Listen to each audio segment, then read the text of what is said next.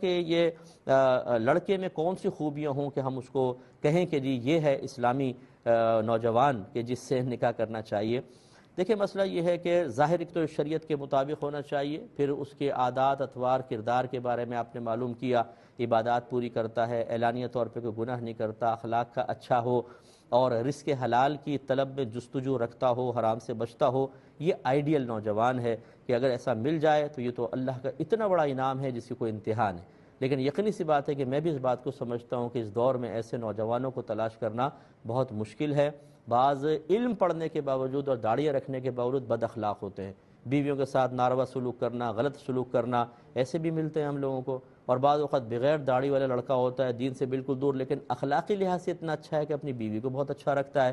تو کہنے کا مطلب یہ ہے کہ یہ تو آئیڈیل سچویشن جو میں نے آپ کو بتائی یہ ہونی چاہیے. ورنہ جتنا زیادہ سے زیادہ اچھی خصوصیات کا حامل ہو اور اس میں خاص طور پر عبادات پر استقامت پذیر اور اعلانیہ گناہوں سے بچتا ہو، اس کو سب سے پہلے آپ فوقیت دیں. اور اس میں پھر شکل صورت میں تھوڑا بہت کمی بیشی بھی ہو تو چل جائے گا. پیسے کی تنخواہ کی کمی بیشی ہے، اللہ کا نام لے کے ایسے نیک آدمی کے ساتھ رہیں گے، اللہ تعالیٰ برکت دے گا. یہ ان چیزوں کو فوقیت دینی چاہیے. لیکن میں مطلقاً یہ نہیں کہہ سکتا کہ داڑھی والے کو یا کوئی دینی ادارے سے فارغ ہو وہ شخص آپ کا بس وہ مطلوب شرع ہوگا.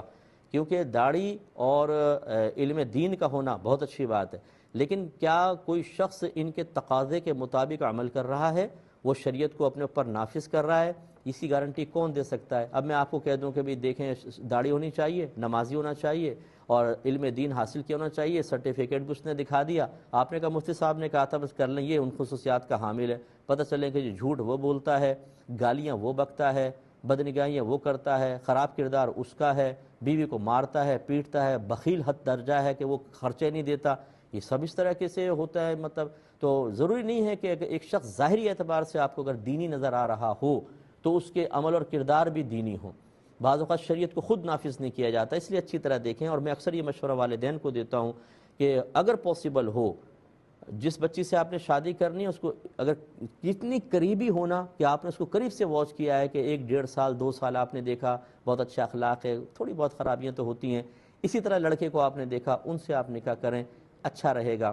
ہم جب اجنبی لوگوں سے ملتے ہیں تو یہ بہنیں ہماری اچھی طرح جانتی ہیں کہ تکلفات کے ہزارہ پردوں کے اندر رہ کر ایسے اخلاق سے باتیں کریں گی کہ سامنے لگ کہے گا اللہ یہ تو اس سے تو اچھی کوئی عورت ہے ہی نہیں دنیا کے اندر.